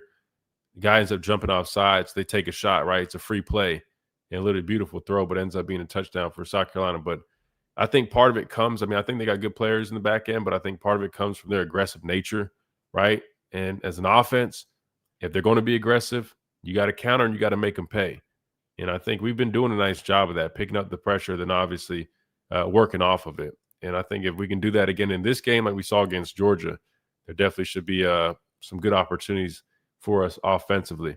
Let's kind of take a break from this, not fully, but let's go to the phone lines. See, we got Tommy lined up. I want to make sure we have plenty of time for two-time Tommy. We'll keep breaking down the tape and talking about this. But Tommy, I haven't heard from you in a minute. How's everything going? I'm doing good. I'm kind of having a problem with my vocal cords with all the sinus and stuff. So I sound like you. I'm sounding like you, brother. I'm all congested. Well, yeah, I've got sinus stuff going on too, man.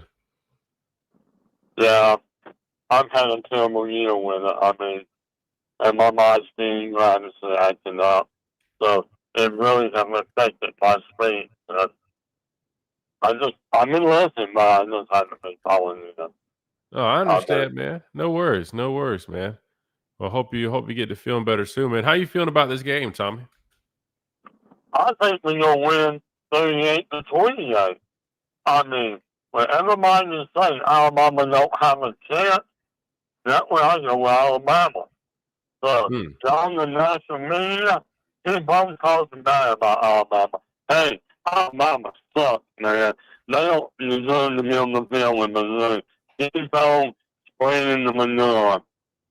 I mean, that's how I feel. I mean, yeah. This thing has a lot to prove. Yeah, so I mean. Yeah, I feel like people. I wouldn't say they're going against Alabama. I think we just got to remember sometimes. Sometimes I think we take stuff personal, but at the end of the day, I mean, when you're going on the road and you're facing a ranked opponent in their stadium and they're playing some good football, it might not have played too many people just yet, but they're doing some good stuff. Plus, I think we haven't said this enough. I mean, it was mentioned earlier in the week, I feel like, but they're coming off a bye week, So, I mean, they've had plenty of time to prepare. Right? They've had plenty of time to self-assess, but also watch us.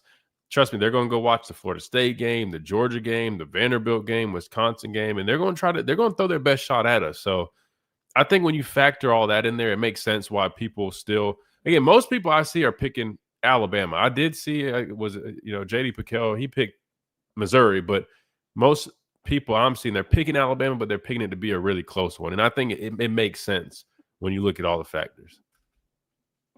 Well, yeah. I mean, this is SEC. I have seen this happen before. State game.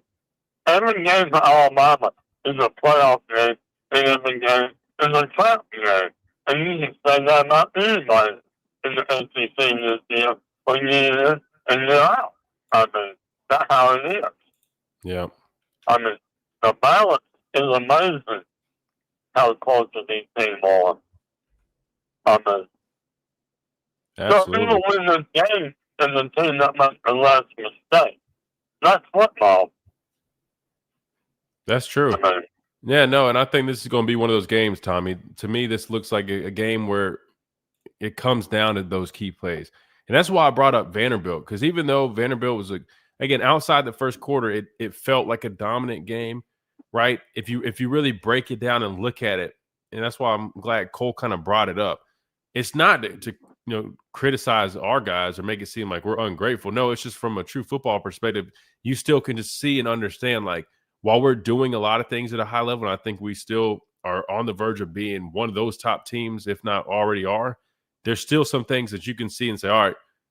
And this is natural because, I mean, especially in today's age, you don't expect to just go dominate everybody, but you're like, all right, look at for the Vanderbilt game, for example. Like, luckily we got things reeled back in, but really, if that fumble didn't happen from Justin Jefferson, things could have been a little bit different. Even the 2-minute drill, right? Think about this. I mean, the fact that, and we've been really good in the inside 8, right? But which is good, or the middle 8.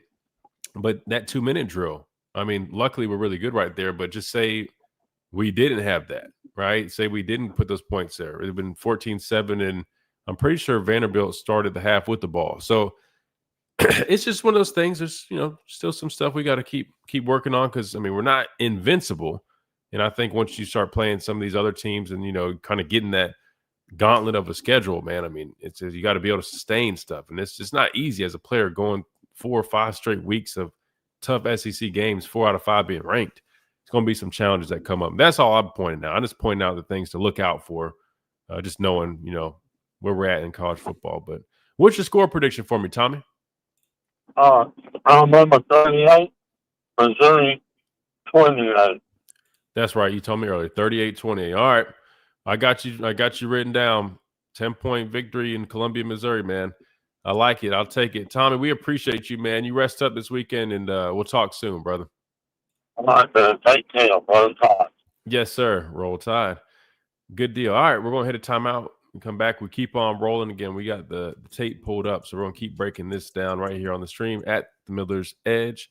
Tide 100.9, 1230, WTBC.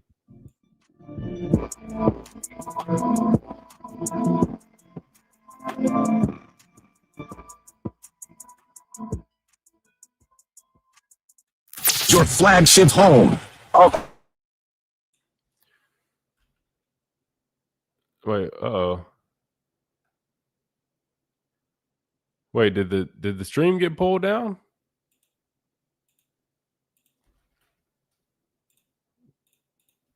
Wait, did it get pulled down? I hope it didn't get pulled down. Wait.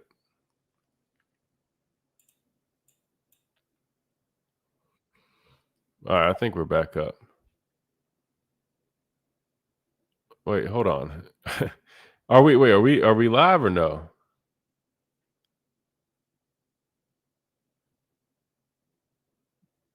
Hold on. But can you guys hear me at least? Hold on, wait, let me see. Is the video playing? All right, cool. All right, we're still live. That's good. All right, good deal. Wait, what happened? Are y'all just talking about because the video paused, or did something else happen?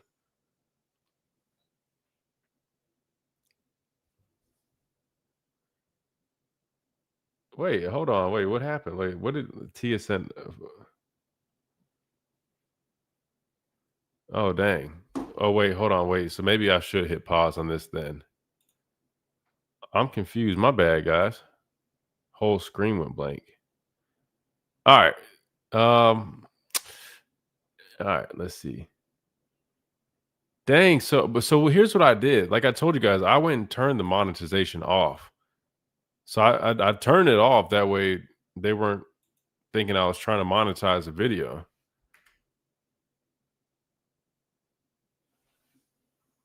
That's weird. I mean, we're back now. Maybe, Wait, nah, they're not going to ban the account. I think, here's the thing. If you turn the monetization off, it shouldn't be a problem, I thought, though. I mean, these are highlights. That's what that's crazy to me. Normally what happens is, wait, unavailable again? Oh, dang.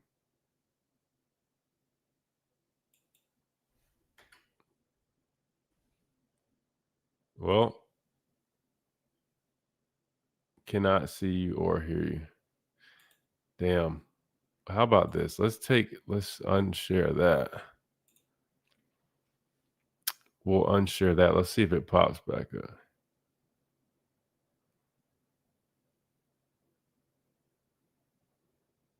Wait, I'm so confused, Reed. Reed, can you still hear me? Obviously, I think I'm still good with you guys on the stations then.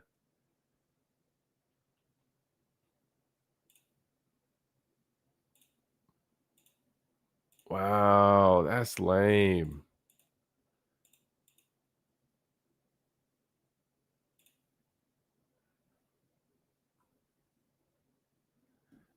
I'm confused though. All right, we'll still rock on the radio, I guess. Dang, I'm so confused. Can you not? Wow. It should come back though. I took that off.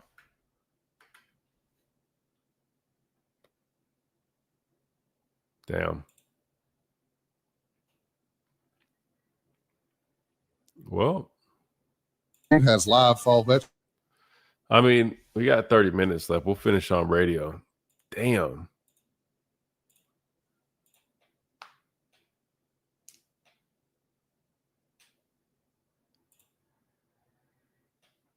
Dang, they might give us a copyright.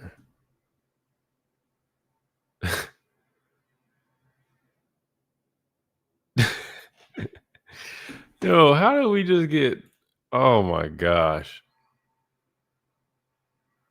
Yeah, I just got the thing, Chase. I mean, wait, what about Facebook? Oh, wait, no, I wouldn't work there either, though. Wait, no, is it on Facebook? Hold on. Wait, we're live on Facebook, so.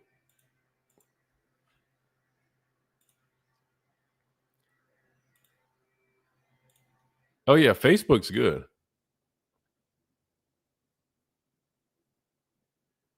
All right, cool. All right. All right.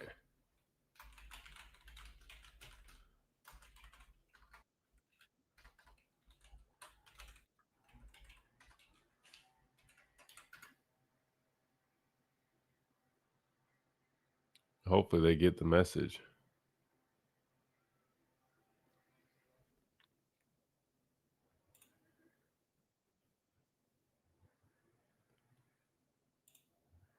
Wait, are we about to be back on YouTube? I'm so confused on what's going on. Oh, we're back on YouTube now. Okay, so we're back. All right.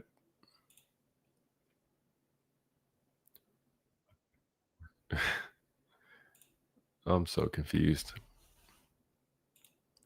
All right, we're back. I'm not gonna stream the video, guys. Sorry, I apologize. I feel bad because everybody did the super chats, and that was my thing. I was going to just let it play. No, I'm not going to stream right now. Wait, Reed, are we back on radio yet? All right.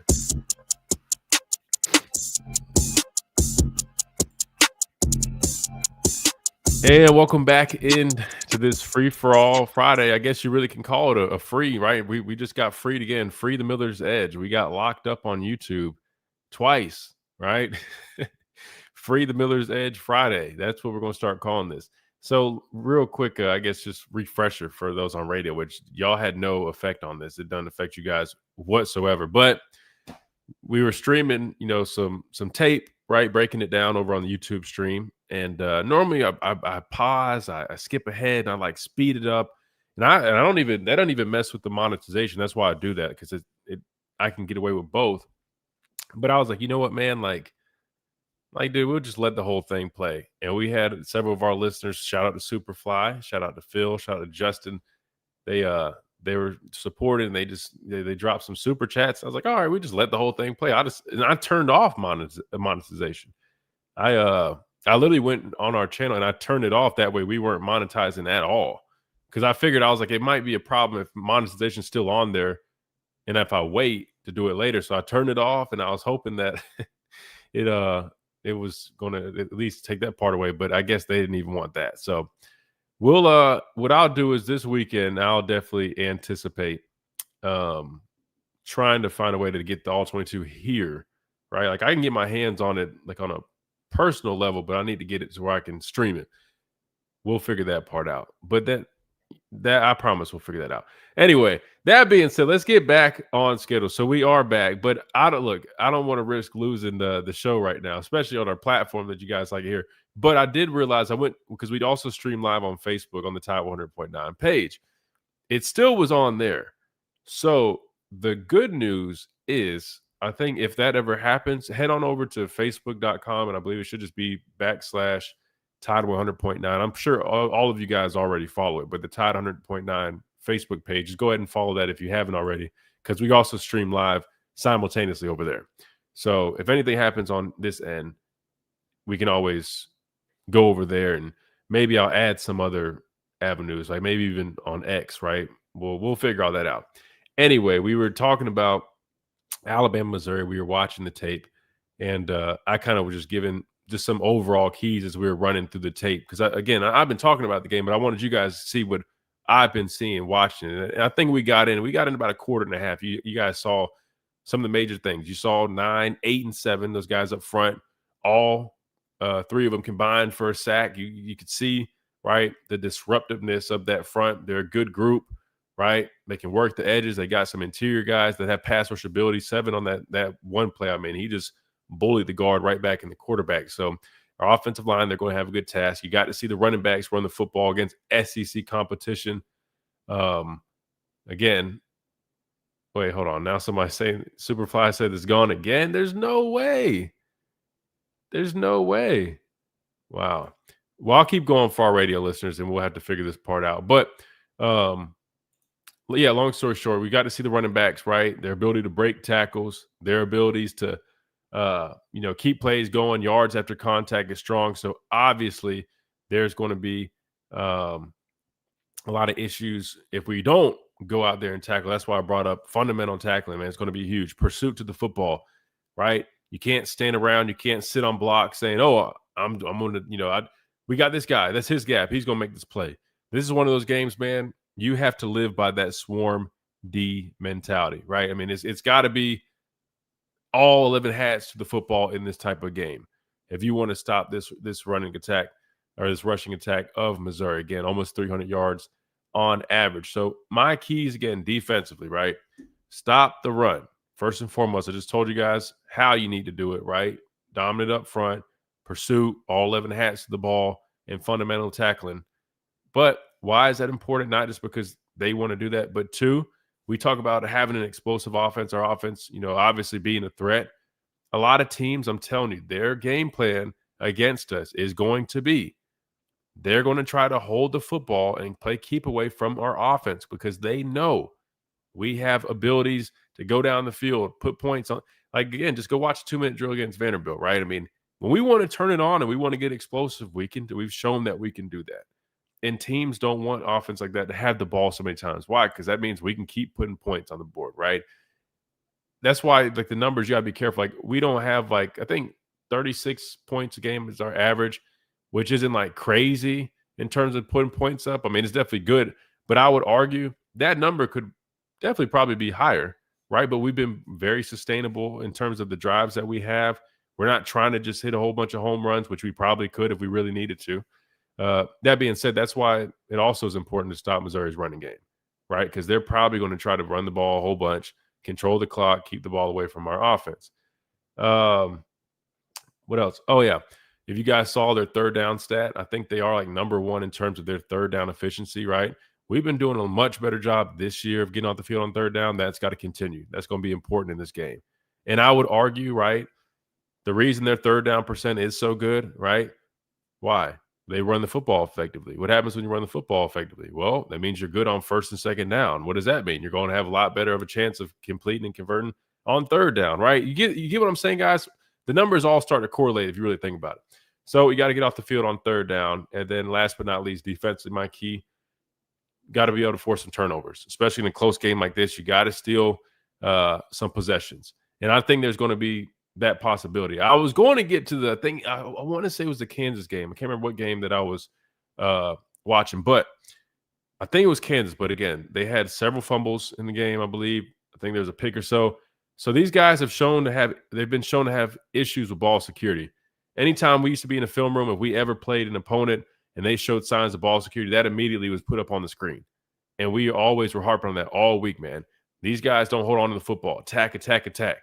I think that could come up in this game, especially if they want to run it so much. You just got to be smart as a defender. You can't get too – it's almost like on the game, right?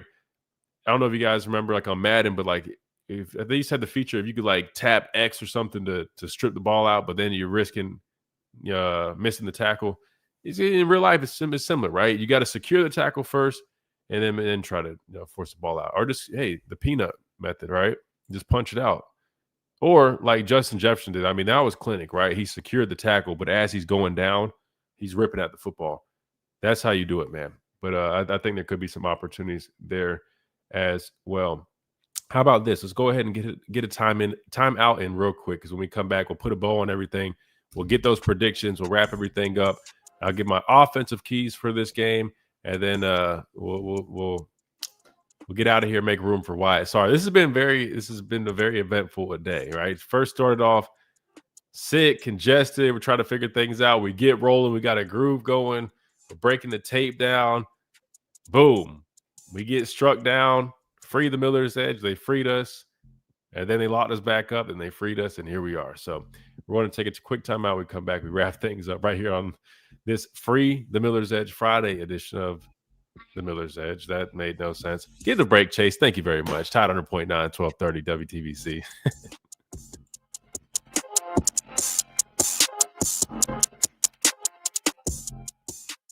Get a head start on the holidays. Oh man, this is wow. This has been quite the day. Superflyer, is it back good for you, man? If not, just go to Facebook. Facebook should be good the whole way through. I don't think Facebook ever even wavered, even when we had that. So if that ever happens, guys, security blanket, just head on over to Tide 100.9's Facebook page. Oh man. I know I'm gonna make me some tea when I get done with this. I'm gonna kick back and put my feet up for a second. This is funny. Clock became huge when we have a pass happy offense. Exactly. Yeah, that's probably important too, because I could also see that being a thing. I mean, if they're just running the ball and picking up first down after first down, we're not getting off the field, they're eating up clock. I don't care how good our offense is and how much of a mismatch our receivers are. If we don't have the opportunities, man, you don't have the opportunities. So that'll be big. Yeah, Facebook should be good. I think YouTube's still good. Everybody else said YouTube's good. Let me refresh my secondary one. Yeah, YouTube's still good too. Hopefully we don't get a strike. We might get a first copyright strike. If so, it's all good. We'll figure it out. But yeah, y'all go ahead and drop the score predictions too so I can write them down, man. Jake, 35-24. Damn, what did Tommy say? 38-28 or 38-27? I think he said 38-28. Who else did we have get a score prediction in? Might need to bring the merch back. I got my Miller's Edge shirt on too, guys.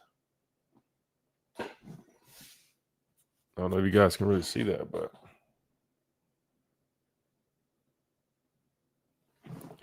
might need to bring the merch back, man. If you guys would be interested in getting some shirts or something.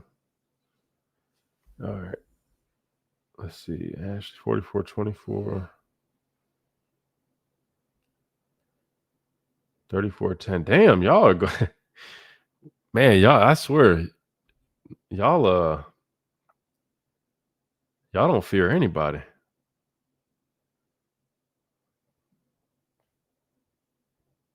Y'all aren't impressed by y'all aren't very impressed by Missouri, huh? So y'all aren't going for it. 28-24 for Phil. 28-24. Tied by 6. All right, Ricky. Maybe we can do something too. I'm trying to think, man, if there's another platform. I mean, all 22 would be the answer, honestly. Just to keep it on YouTube, keep everything the same. I'm just trying to think, man, because I know, because you guys like the film breakdown stuff, right? Because I've even been talking about doing some other stuff. Because part of the guests, I think Phil mentioned it. Definitely want to keep bringing on guests. The problem is the time with us having that lunch slot. Sometimes it's harder to book people during the day like that. But I've been talking with some people, and I think what we might try to do is, even if we start doing like some interview stuff like separate, like in the evening, they just air it during the show, but also post it or do it live here in the evening. I think that could be good. Yeah, I could talk to the media team, but the problem is getting that's what I'm saying. I could probably get the all 22 on like that's like a personal form. I just don't know how I would access it where I'm like using it on the stream. That's kind of where I'm trying to figure out. That's my biggest thing. If that makes sense. 319. Did I miss any score predictions? Let me scroll back up. And what is Tia saying? We tried warning him. Who tried warning me? Nobody really warned me like that.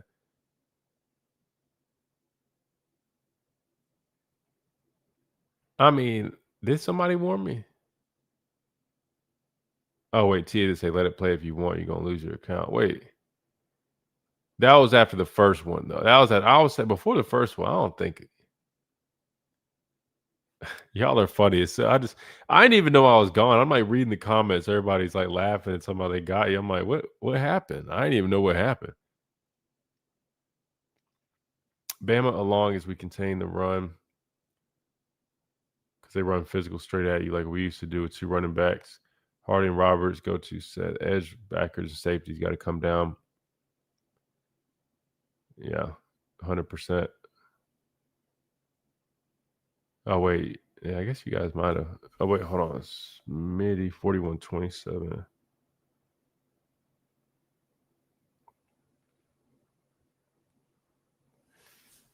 $41-27.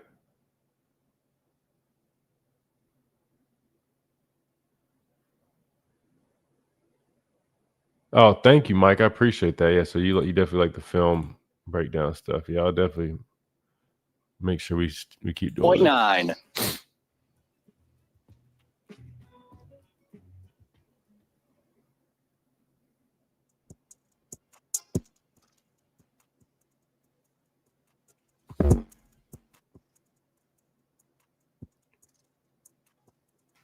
And welcome back into this free-for-all Friday edition of the Miller's Edge, the Miller's Edge edition of the Miller's Edge. Again, we're back.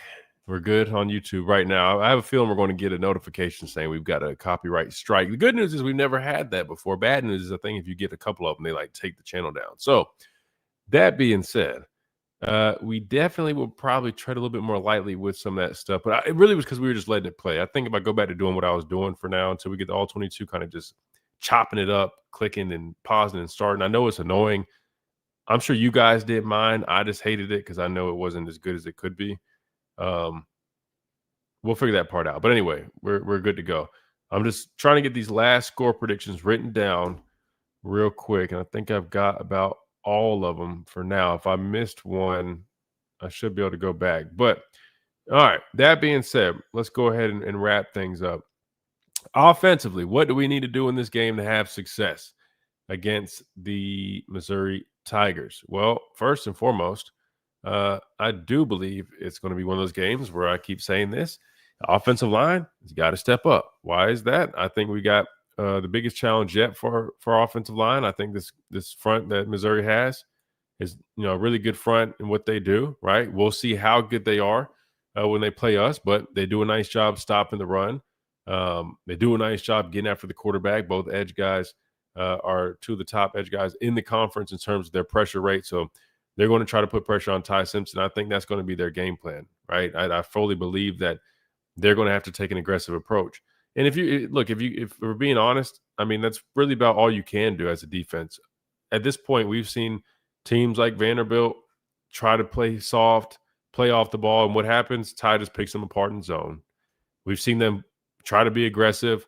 We do a good job picking the blitz up front with our backs, our tight ends, and we still have success. But I would argue, though, I mean, if you still had to pick one or two of them, I would probably take the aggressive approach, and that's how Missouri likes to play. So that will be important for us offensively. I think protecting the football obviously is going to be a big one. Playing disciplined football, we know all those things. But I think continuing to build off of our running game will be huge, right? You never want to be one-dimensional, and I think the fact that we were able to have such success last week running the football, that should be a big sign of encouragement. And I hope we're able to build off of that, because I think that will be huge for our offense in this game. And to be honest with you, I mean, I feel like we've addressed a lot of the main, I guess, team keys. But in terms of showing up, being disciplined, handling the environment, you know what I mean? I think getting to a fast start would be important as well. But I think we've done a really nice job of a lot of that stuff. I mean, look at the penalties this year. We haven't had a whole bunch of it, even when we've had hostile environments. So biggest thing is continuing to do all of that, man. And I think we definitely get away with a win. The reason I say get away, I do believe this ends up being a close game. I'm going 28-24. Alabama wins, obviously, but I'll be honest with you. I mean, it's going to be a tough matchup. I think it could be probably – look, I know Georgia definitely was – I would put this pretty damn close to that Georgia game, right? And there's some aspects where I think there's going to be more challenges with this Missouri group than we even saw against Georgia. So I'm looking forward to it. I think it'll be another good test for us. And then obviously we got you guys know what's coming up next after, right? You got the third weekend in October, the Volunteers coming into Tuscaloosa. So we're kind of in the thick of this stretch. Obviously, this is just the next step, but it's a big step, and I'm looking forward to it, as I'm sure all of you guys are as well. Chase, give us your prediction before we get out of here, man. Yeah, I'm gonna roll with the Tide here. I think it depends on how much Ty wants to go with this Ty Simpson. I think he'll do great, especially with the kind of the question marks around the defensive end for Missouri. I feel like they haven't faced an O-line like Alabama yet. But my score prediction, Christian, I'm going to have Bama 34, Missouri 21. What was that first number? 34. So you went 34-21. Mm-hmm. Dang, man. I love the confidence. I feel like, dang, a lot of people feeling, I mean, 2-score games. I mean, I'll be honest, most of the things I've written down, if not all of them, are 2 scores except maybe one. So you guys obviously have a lot of confidence in this matchup, man. But the good news is we don't have too much time to wait. 11 a.m. kickoff tomorrow for Alabama, Missouri. So looking forward to that. Looking forward to talking with you guys again on Monday with some good news. Again, you guys can always check me out tomorrow. I host a post-game show on the Crimson Tide Sports Network alongside Gray Robertson. So if you guys want to hear my post-game thoughts on the action, make sure you guys tune into that. We do it every week, and it's always a good time, so make sure you guys don't miss out on that. If you want to hear me before Monday, where we will see you guys here on the Miller's Edge, presented by the Good Feet Store, America's arch support experts. Big shout out to Chase and Reed behind the glass. Big shout out to all of you guys, Superfly, Justin, and Phil. Big thanks for the super chats today, man. You guys are awesome. Definitely appreciate that big time. And all of our listeners, Tide 100.9 on Facebook, all that good stuff, man. You guys make this whole thing possible. So we definitely appreciate all of you and all of your support. I hope you guys have a great weekend, a safe weekend, and look forward to seeing you right here Monday, Tide 100.9, 1230, WTBC.